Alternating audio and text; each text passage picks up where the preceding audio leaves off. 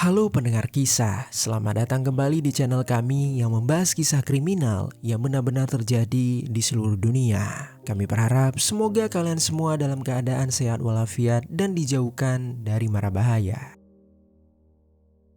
Pada kisah hari ini, kami akan menceritakan kasus eksekusi yang terjadi pada beberapa minggu lalu, di mana ada seorang wanita muda yang memiliki bisnis online. Dia dieksekusi oleh pelanggan setianya hanya karena sang wanita kurang memperhatikan effort yang telah dia berikan selama ini. Pria yang sudah berkeluarga itu merasa sakit hati ketika dia melihat sang wanita memperbolehkan beberapa pria untuk keluar masuk dari rumah kontrakannya.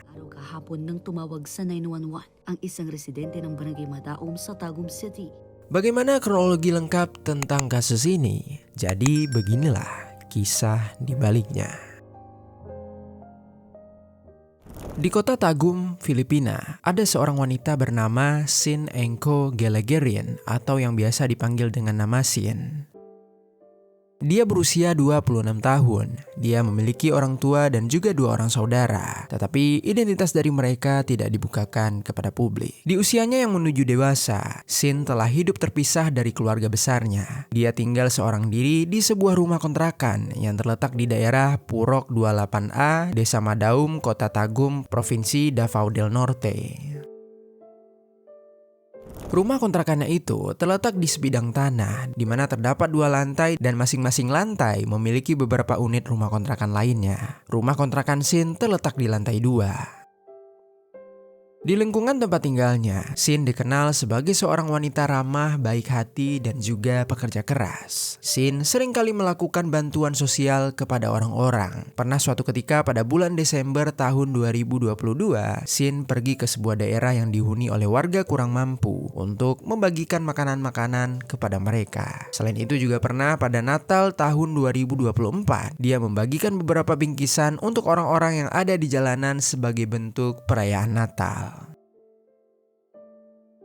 Lalu dalam memenuhi kebutuhan hidupnya, Sin ini bekerja sebagai pedagang online atau toko online. Barang yang dia jual sangatlah beragam, mulai dari pakaian, tas, selimut, kacamata, baju renang, celana pendek, hingga sampai juga ada gawai. Sin mempromosi serta menjual barang-barangnya tersebut di akun sosial medianya seperti TikTok, Facebook, dan juga Instagram.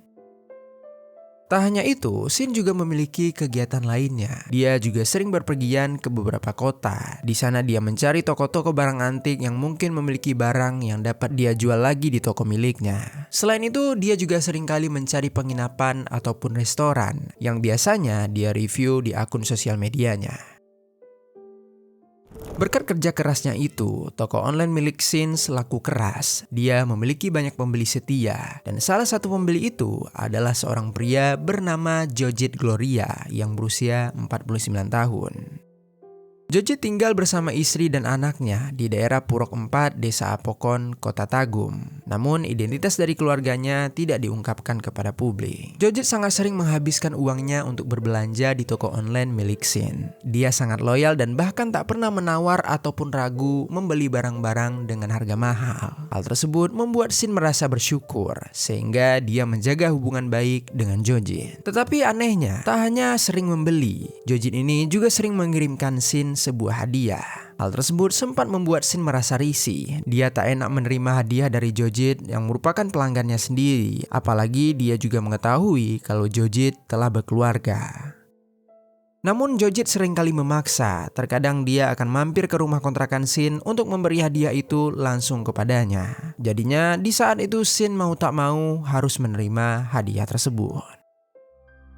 Selama beberapa waktu, interaksi Jojit kepada Sin mulai menjadi semakin intensif. Jojit semakin sering menghubungi Sin di luar keperluan dirinya membeli barang jualan milik Sin. Dia sering mengirimkan pesan yang sekedar menanyakan apa yang sedang Sin lakukan atau apakah dia sudah makan atau belum. Sin tak terlalu memikirkan makna pesan-pesan tersebut. Dia hanya membalas pesan tersebut saat dia hanya memiliki waktu senggang saja.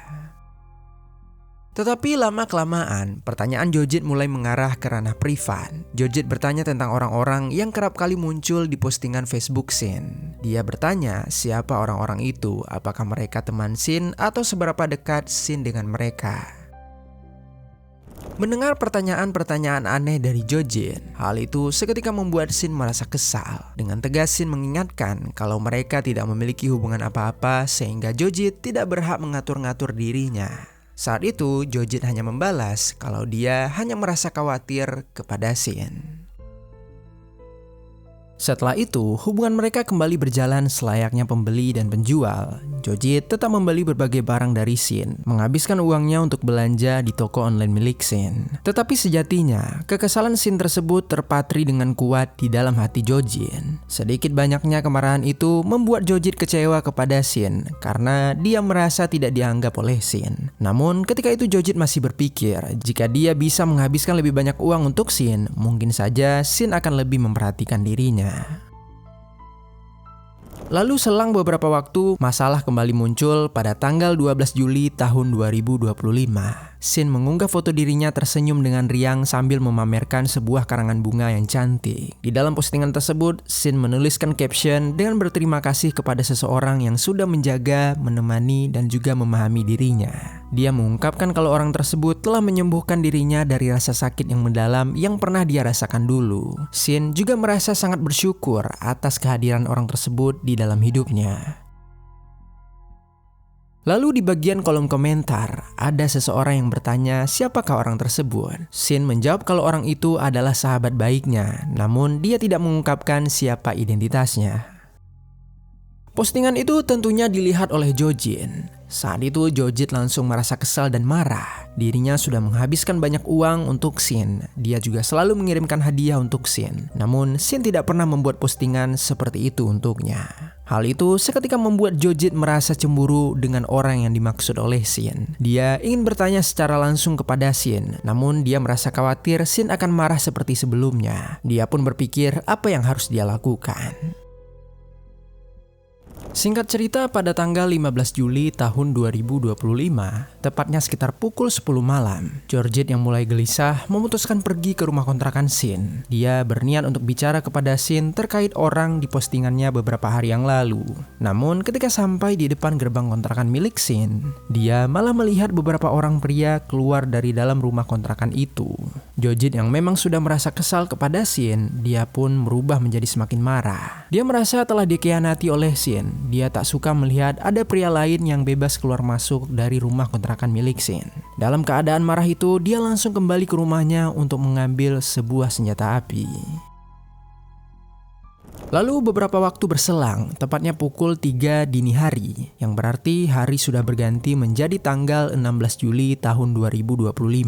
Jojit kembali ke rumah kontrakan Shin. Saat itu di daerah sekitar sudah sangat sepi. Semua pintu kontrakan telah tertutup rapat dan beberapa lampu sudah dipadamkan. Dengan cepat Jojit melangkah sampai di depan pintu rumah kontrakan Shin. Hatinya bergemuruh diselimuti kemarahan. Begitu sampai di depan pintu kontrakan Shin, Jojit langsung menggedor-gedor pintu tersebut. Gedoran yang kencang sampai terdengar sampai ke unit lainnya. Namun karena saat itu sudah lewat tengah malam, orang-orang sudah tertidur lelap, sehingga tak ada yang menghentikan Jojit. Karena suara gedoran tak kunjung berhenti, dengan berat hati Shin membuka pintu kontrakannya. Dan betapa kagetnya dia ketika melihat Jojit berdiri di depan pintu. Tanpa basa-basi, Jojit langsung bertanya tentang siapa pria yang sebelumnya keluar masuk dari rumah kontrakan Shin. Apa yang mereka lakukan dan apa hubungan mereka dengan Shin. Mendengar pernyataan itu seketika membuat Shin kesal. Saat itu sudah lewat tengah malam, waktu untuk orang-orang tidur dan beristirahat. Di saat yang seperti itu, Jojit malah mendatangi rumahnya, menggedor-gedor pintunya hingga membangunkan Shin hanya untuk menanyakan hal yang bukan urusannya. Maka dalam keadaan terkantuk, Shin pun langsung memarahi Jojit. Dia menegaskan bahwa siapapun mereka bukanlah urusan Jojit. Selain itu, Shin juga berteriak kepada Jojit dengan mengatakan kalau Jojit bukanlah pacarnya, maka Jojit tak punya hak untuk mempertanyakan urusan pribadinya. Lalu teriakan Shin itu seketika membuat Jojit tak bisa lagi menahan kesabarannya. Dengan secara mendadak, dia langsung mengeluarkan sebuah senjata api dari kantong celananya, lalu mengarahkannya kepada Shin dan tanpa ragu, dia menarik pelatuk senjata itu hingga membuat sebuah peluru terbang ke arah Shin. Seketika Shin tersentak. Peluru yang melaju dengan cepat mengenai dada hingga menembus punggungnya. karena jarak mereka yang terlalu dekat. Tubuh Shin terguncang, namun dia belum jatuh. Di tengah rasa terkejut dan juga rasa sakit, Shin berusaha untuk bergerak. Dia berniat untuk menyelamatkan diri, namun belum sempat dia berlari, tembakan kedua menyusul membungkam harapan Shin. Cairan merah terus mengalir dari lukanya hingga bergenang di atas lantai. Nafas Shin tersengal, matanya menatap kosong ke arah Jojit yang penuh dengan amarah. Saat itu, tanpa ragu Jojit kembali meluncurkan tembakan ketiga. Tembakan terakhir ini membuat tubuh Shin jatuh tengkurap di atas lantai. Kepala dan badannya berada di luar pintu sedangkan kakinya berada di dalam. Seketika itu juga, Shin tewas meregang nyawa. Begitu melihat Shin tergeletak tak lagi bergerak, Jojit langsung melarikan diri meninggalkan rumah kontrakan itu. Lalu di samping itu, suara tembakan lantas membangunkan para tetangga Shin. Beberapa dari mereka langsung keluar dari rumah untuk memeriksa keadaan. Dan saat itulah mereka melihat tubuh Shin tergeletak tak bergerak dengan cairan merah bekas suatu tembakan. Beberapa orang langsung berteriak histeris. Mereka kaget ketika melihat pemandangan yang sangat mengerikan tersebut. Dan untungnya salah satu dari mereka dengan sigap langsung menghubungi pihak kepolisian. Tak lama kemudian, polisi pun sampai di lokasi kejadian. Mereka langsung mengamankan jasad korban serta mewawancarai tetangga korban. Dari proses wawancara itu, polisi mengetahui identitas korban yang bernama Shin An-cho. Beberapa tetangga juga mengatakan mereka sempat mendengar suara pintu digedor dari arah rumah Shin. Setelah itu mereka mendengar suara pertengkaran. Lalu tak lama kemudian ada suara tembakan sebanyak 3 kali. Tetangga yang berada lebih dekat dari rumah kontrakan Shin, dia juga mengatakan dia sempat mendengar Shin berteriak mengatakan sesuatu kurang lebih seperti ini. "Kamu bukanlah pacarku, maka kamu tidak berhak cemburu dan tidak berhak untuk mengatur urusanku." Berdasarkan penjelasan itu, polisi pun mengasumsikan kalau seseorang telah menyakiti Shin dengan motif kecemburuan. Saat itu polisi langsung memeriksa rekaman CCTV di sekitaran lokasi kejadian. Dari beberapa rekaman itu, polisi menemukan video seorang pria mendatangi rumah Shin pada sekitar waktu kejadian. Polisi langsung menjadikan pria tersebut sebagai pelaku utama. Polisi juga memeriksa rekaman CCTV lainnya untuk melihat kemana lelaki itu pergi. Dan keesokan harinya pada tanggal 17 Juli tahun 2025, sekitar siang hari, polisi berhasil menemukan lokasi keberadaan tersangka. Saat itu juga mereka menggerebek pelaku di sebuah penginapan Millennium Suite yang terletak di Desa San Pedro, Kota Panabo. Di dalam sebuah kamar penginapan itu, polisi berhasil mengamankan pelaku. Di antara barang-barang yang dibawa pelaku, polisi menemukan senjata api jenis kaliber 38 dan juga 6 butir peluru. Bukti ini pun semakin menguatkan dugaan kalau dia adalah pelaku dalam kasus ini. Oleh sebab itu, tanpa ragu polisi pun langsung menangkapnya lalu dibawa ke kantor polisi untuk dilakukan proses interogasi. Di dalam interogasi itu, polisi mengetahui kalau pelaku bernama Jojit Gloria. Jojit yang merasa sudah terpojok memilih untuk mengakui semua kejahatannya. Dia mengaku sudah mengeksekusi Shin karena merasa cemburu ketika melihat banyak lelaki keluar dari rumah kontrakan Shin. Namun, Jojit juga mengakui kalau dia dan Shin tidak memiliki hubungan asmara. Dia justru mengaku sebagai orang yang sudah mensupport Shin selama ini. Dia sudah menghabiskan banyak uang untuk membeli barang-barang milik Shin dan juga terkadang dia kerap kali memberikan hadiah kepada Shin. Oleh sebab itulah, dia tidak suka melihat lelaki lain dekat dengan Shin. Dengan adanya pengakuan dari Jojit dan juga bukti berupa senjata, maka Jojit langsung secara resmi didakwa atas tuduhan pengeksekusian dan juga kepemilikan senjata ilegal. Saat ini dia masih ditahan di kantor polisi Kota Tagum. Selanjutnya polisi akan menyerahkan berkas kasusnya kepada pihak jaksa supaya proses persidangannya bisa segera dimulai.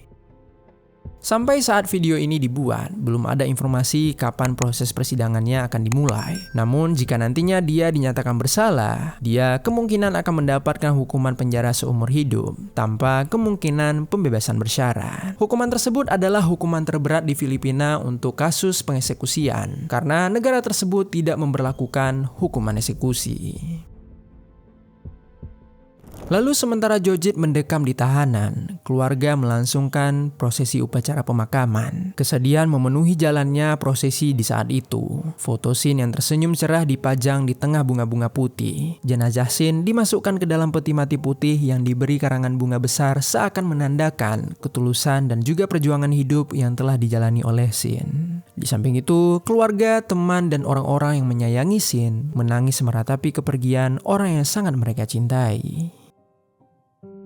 Seandainya saja Joji memilih untuk berbicara baik-baik kepada Sin, mungkin tak akan ada tangis yang mengisi rumah keluarga Sin. Tak akan ada keheningan yang menyergap kamar yang dulu dipenuhi semangat kerja dan juga harapan. Mungkin Sin masih bisa menjalani pagi seperti biasanya, membalas pesan dari pelanggannya, mengemas pesanan kecilnya, dan menyusun rencana sederhana tentang masa depannya. Namun semua harapan dan semangat perjuangan Sin telah terenggut dan tak mungkin bisa dikembalikan lagi. Tragedi ini adalah cermin pahit bagaimana amarah, kecemburuan, dan juga senjata bisa menjadi campuran mematikan yang merenggut nyawa tak berdosa. Sin bukan hanya angka dalam statistik kejahatan. Dia adalah anak yang berbakti, seorang pekerja keras, dan simbol ketekunan perempuan muda yang berjuang mandiri di tengah tantangan hidup. Kepergiannya menyisakan luka bukan hanya bagi keluarganya, tapi bagi banyak hati yang mengenalnya dan juga mendengar kisahnya. Untuk itu, mari sama-sama kita doakan semoga keluarga korban bisa melalui kesedihan ini, serta semoga Sin dapat beristirahat dengan tenang di alam sana. Dan yang terakhir untuk kita semua para pendengar kisah, semoga dalam kisah kali ini ada pelajaran baik yang dapat kita ambil.